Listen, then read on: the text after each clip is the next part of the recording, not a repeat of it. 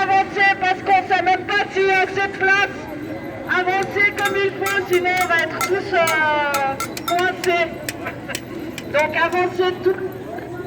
Alors, le plus possible, s'il vous plaît. On est nombreux, c'est génial.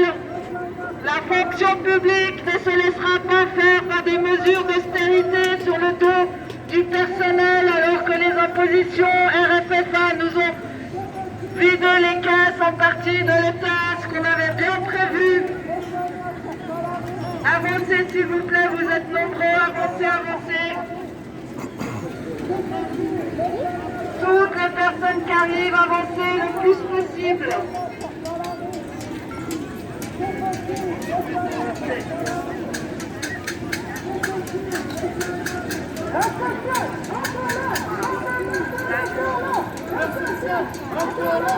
Avancez.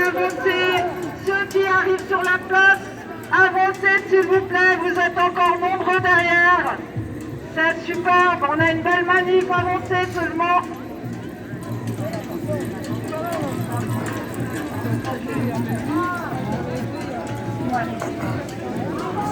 Avancez, s'il vous plaît, avancez.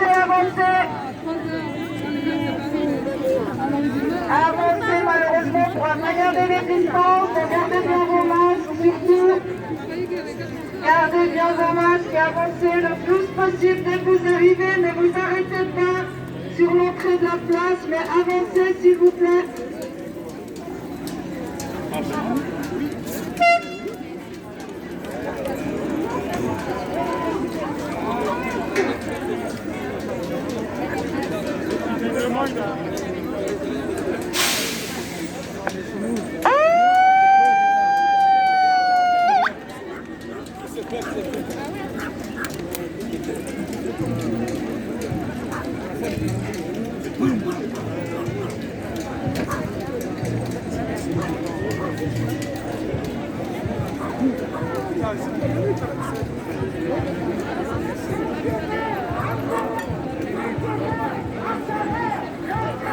Encore-le, fonctionnez, encore-le, fonctionnez, encore-le, fonctionnez, encore-le, encore-le, fonctionnez, encore-le, fonctionnez, encore-le.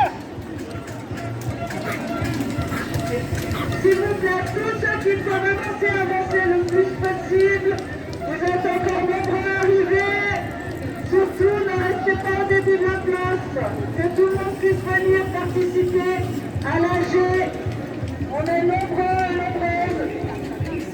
Fonctionnez, encore-le. Maintenant, encore-le.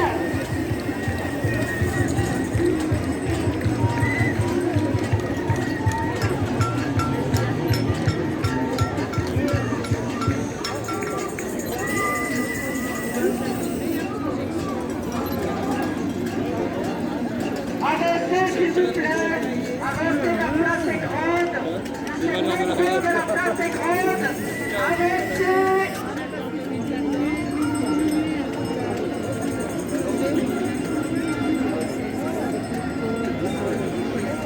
Avancez.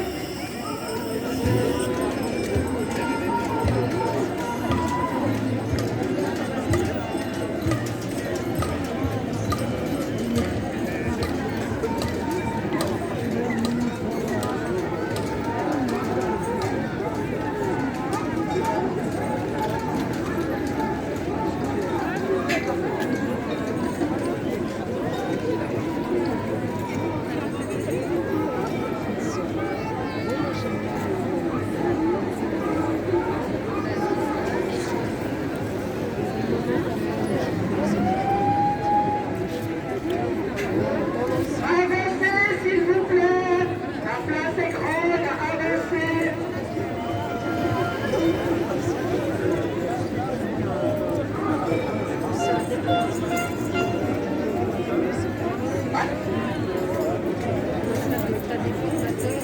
Nous étions environ 3000 selon le départ du cortège. Nous sommes en tout cas aussi nombreux que octobre. Nous sommes plus de 5000, peut-être 6000.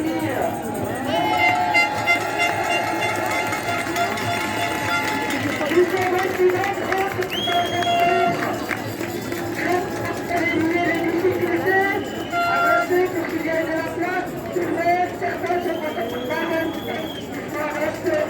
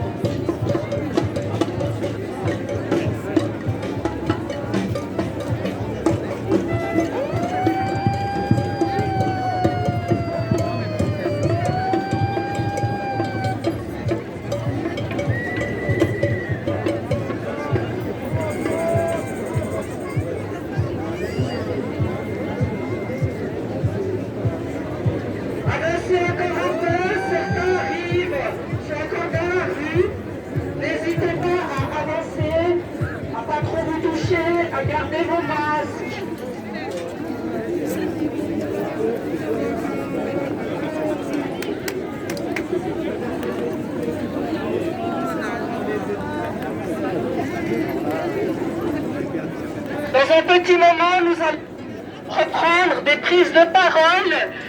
Il y a en tout cas 2 résolutions qui vont être votées ce soir. Une prise de position des organisations différentes des enseignants qui subissent nombreuses attaques par rapport à leurs conditions de travail et aux prestations.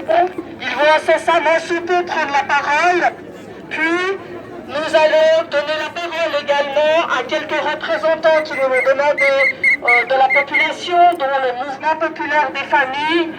Et puis, enfin, nous allons clore ce moment d'assemblée par le vote d'une résolution du personnel des services publics pour convenir de la suite de notre mouvement. Donc, avancez.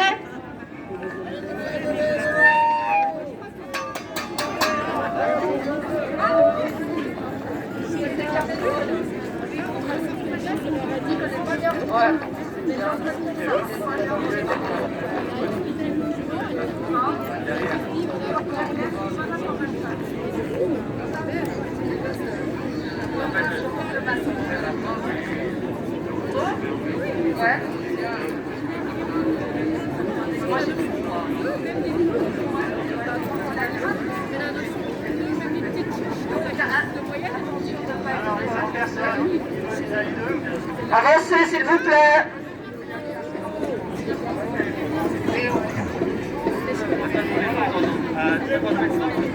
Avancez pour entendre les résolutions et les prises de parole. N'hésitez pas à avancer, gardez bien vos masques et avancez, comme ça vous entendrez les différentes prises de parole et les résolutions qui vont être mises en vote.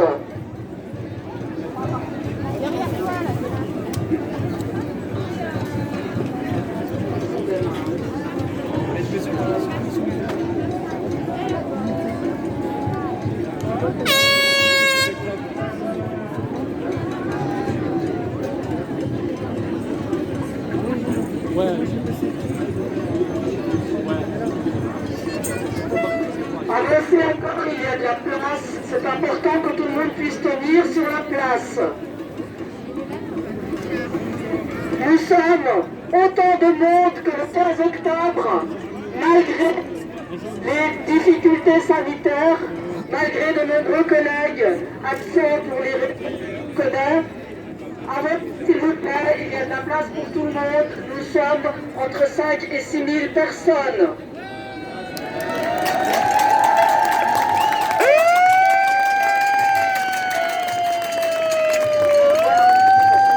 Je vois qu'il y a encore une petite partie qui ne peut pas rentrer sur la place, s'il vous plaît.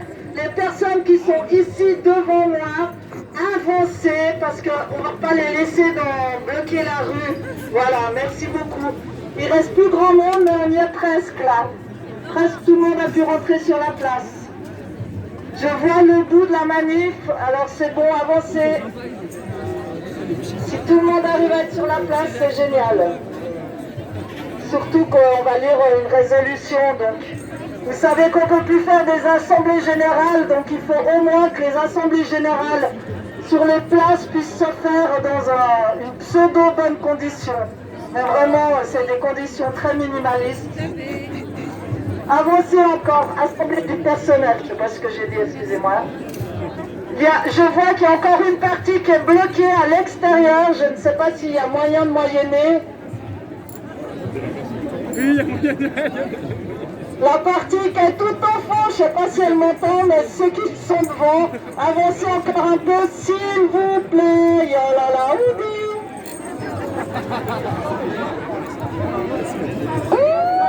voilà. Je crois que plus personne n'est sur la rue et nous allons, au nom du cartel, passer la parole à différentes organisations, en particulier les organisations d'enseignants qui, elles aussi, subissent plein d'attaques. De nombreux projets de loi visent à dégrader les conditions de travail et également les prestations aux enfants et aux jeunes de l'école. Voilà, ce qui se passe n'est pas acceptable. Donc on va leur laisser la parole parce que nous avons entendu cet après-midi la situation inacceptable des collègues des services publics, de la santé et du social. Nous allons écouter désormais un peu aussi les enseignants. Mais aujourd'hui, c'est important de rappeler que nous avons fait une journée entière de grève qui a été particulièrement suivie dans certains secteurs, qui a été très difficile à mettre en place dans les secteurs de la santé et du social, où il y a des services minimaux qui sont déjà surchargés et où beaucoup de personnel également doit essentiellement travailler auprès des malades ou auprès des gens dont ils doivent s'occuper. On a été avisé du nombre de collègues aussi qui sont malades au Hugues, des collègues qui sont en quarantaine.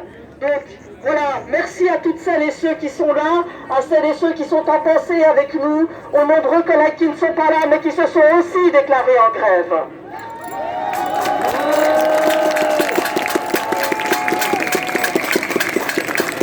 À ce jour, le Conseil d'État n'est pas revenu sur ces projets de loi et c'est pour ça que nous sommes en grève. Il n'a pas retiré ces projets de loi. Donc tout à l'heure, nous allons voter aussi la suite de nos propositions pour ne pas abandonner nos préavis de grève et réfléchir comment faire. Mais avant cela, je passe la parole à Étienne qui représente l'ensemble des organisations des enseignants. Merci. Merci à toutes, merci à tous. Merci d'avoir fait grève. Merci d'avoir suivi la manifestation. Merci d'être solidaire avec la fonction publique, avec en particulier les enseignants. Les enseignants de l'école obligatoire vont vous proposer d'adopter une résolution qui sera transmise au Grand Conseil. Cette résolution demande le retrait des projets de loi d'août 1961 et 11-926 qui s'attaquent aux conditions de travail enseignement obligatoire. Si une politique budgétaire sereine et forte qui permette de faire face à l'augmentation démographique importante et aux missions fondamentales dévolues à l'école comme aux autres services de l'État, au cycle d'orientation. Je représente ici la FAMCO. Au cycle d'orientation, nous avons de plus en plus de classes difficiles. Nous avons des élèves à besoins particuliers. De plus en plus. Nous travaillons déjà normalement 1800 heures par an, mais on sait par une étude que nous travaillons 1900 heures. 1900 au lieu de 1800. Et le projet de loi 12-661 veut nous ajouter encore 27% de temps supplémentaire. Au lieu de 1900, on va passer à 2400 heures par an. On sera obligé de faire du sale boulot. On ne veut pas de ce projet. On le refuse et on vous demande de le refuser avec nous. L'école primaire est aussi touchée par les volontés de la droite. Je vais passer la parole à Frédéric qui va vous donner plus de détails. Merci à tous.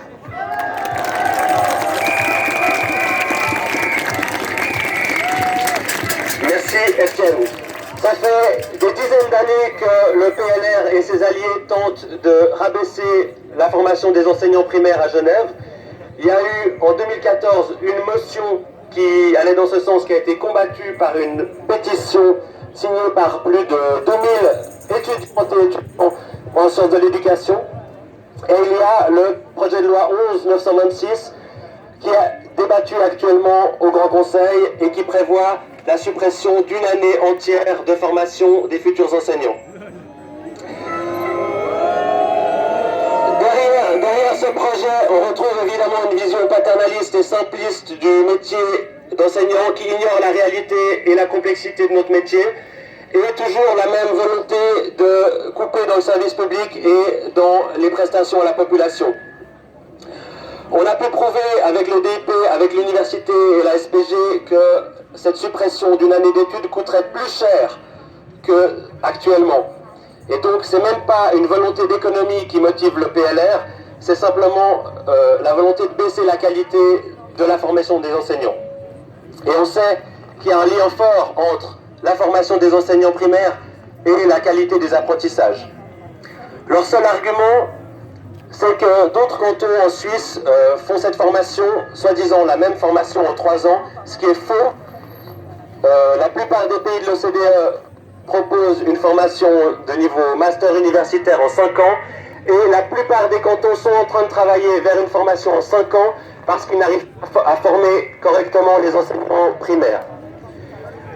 À Genève, au vu des difficultés sociales dans les familles, les enseignantes sont confrontées quotidiennement à des difficultés de plus en plus complexes qui nécessitent des compétences variées. Veut-on une formation plus chère, de moins bonne qualité pour nos futurs enseignants? La question est vite répondue. La SPG est prête à lancer un référendum contre ce PL 11926. Elle vous encourage à parler de ce projet de loi autour de vous, à signer le référendum le cas échéant, et évidemment à voter la résolution dont on vient de vous parler. Merci.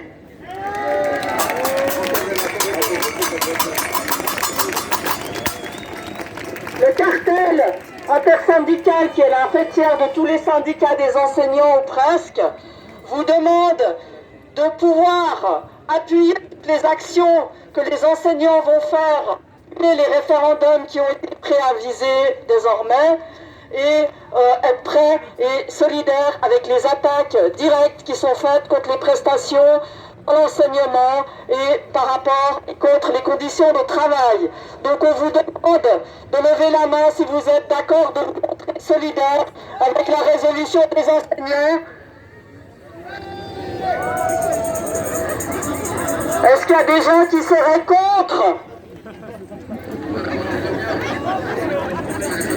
Ben, merci beaucoup. Et c'est un long épilogue et un long mouvement de lutte qui poursuit pour les enseignants, que nous allons évidemment tous soutenir.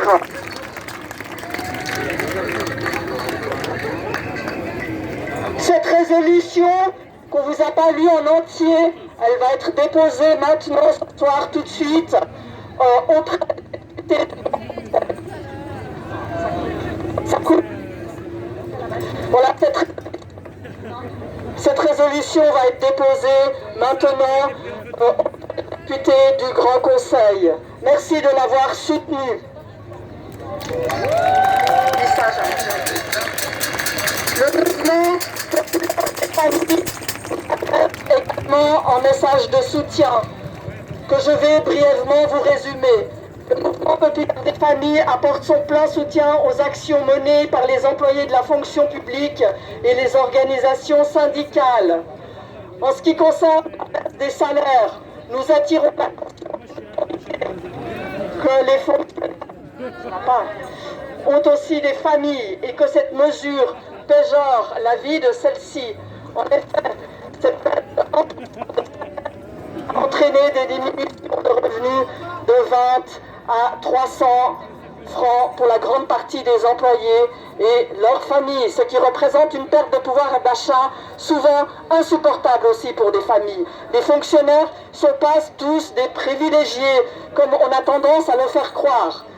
La stratégie du Conseil d'État est une stratégie aberrante de prendre des mesures qui vont encore aggraver la situation des employés et leurs familles, et ce d'autant plus que la situation de crise que nous traversons est déjà difficile à vivre, et j'ai envie d'ajouter qu'elle n'est pas terminée.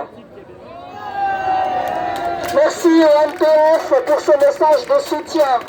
Je vais brièvement passer la parole, le micro également, pour un message de soutien de la communauté genevoise d'action syndicale de la CGAS.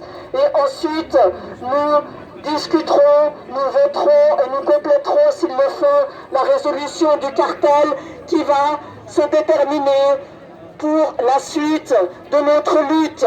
Je passe la parole à Davide De Filippo, président de la CGAS. Merci. Bonjour tout le monde. Ouais, je sais pas ça, voilà, ça marche. Évidemment, le message de soutien total et indéfectible de la CGS, la fêtière qui représente l'ensemble des syndicats genevois. Parce que le combat que vous menez aujourd'hui, c'est non seulement un combat exemplaire pour protéger vos salaires contre l'agression injustifiée de la part du Conseil d'État, mais c'est aussi une lutte pour défendre nos droits, les droits de l'ensemble des salariés à pouvoir se défendre en pleine pandémie répondant contre ces agressions. Un Conseil d'État responsable n'aurait qu'une chose à faire, c'est respecter lui-même la paix du travail s'il veut éviter que nous mettions aussi nous obliger à nous mobiliser. La seule que le Conseil d'État doit faire maintenant, tirer son projet. Cette agression, elle est irresponsable, non seulement d'un point de vue sanitaire, mais également d'un point de vue économique. Sous les effets de la pandémie, une centaine sont amenés à disparaître. S'attaquer aux revenus de 50 000 salariés est un non-sens économique qui aura également des répercussions sur l'emploi. C'est également irresponsable. Cet exemplaire employeur du secteur privé. Lutter jusqu'au bout. Nous avons besoin, l'ensemble des salariés, qui travaillent dans le secteur public ou dans le secteur privé, ont besoin que vous gagnez ce combat.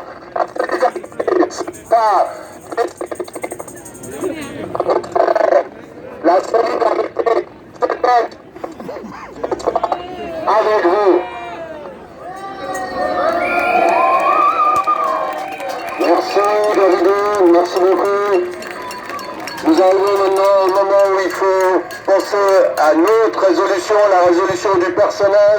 Le personnel qui a montré sa forte détermination à refuser les mesures d'économie du Conseil d'État.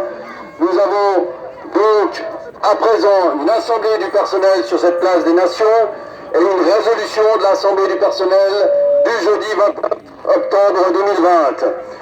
Je vais vous lire cette résolution et ensuite je vous inviterai à la voter. C'est un peu trop fort, Martin, je crois. Ça fait du larcène.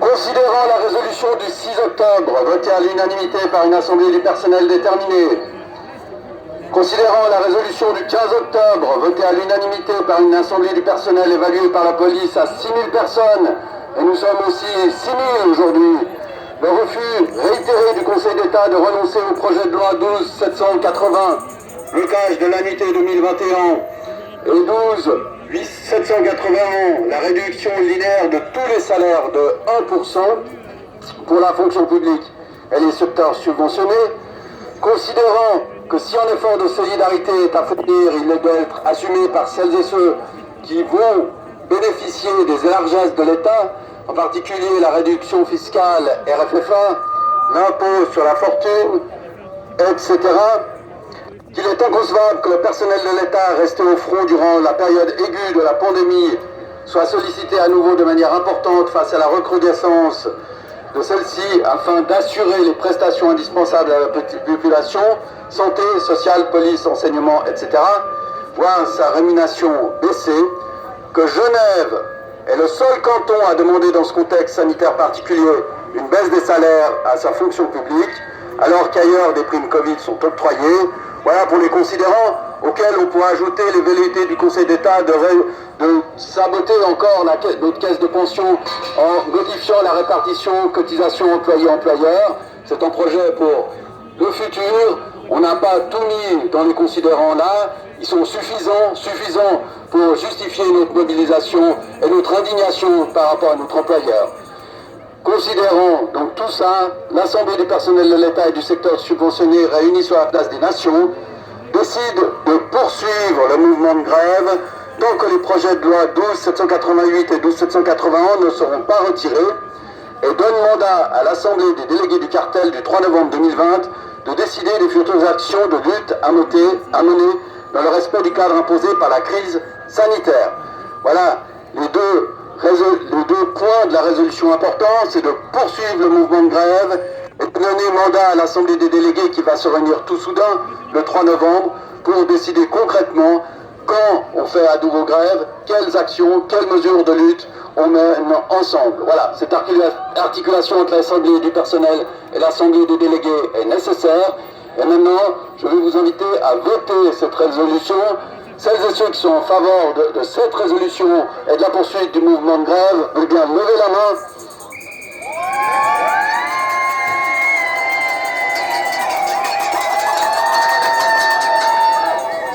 Merci, bravo pour cette mobilisation. Est-ce qu'il y a des contre, des personnes qui s'opposent? Apparemment, aucune. Est-ce qu'il y a des abstentions? Je ne vois pas non plus, donc cette résolution est adoptée en unanimité. Bravo et merci beaucoup.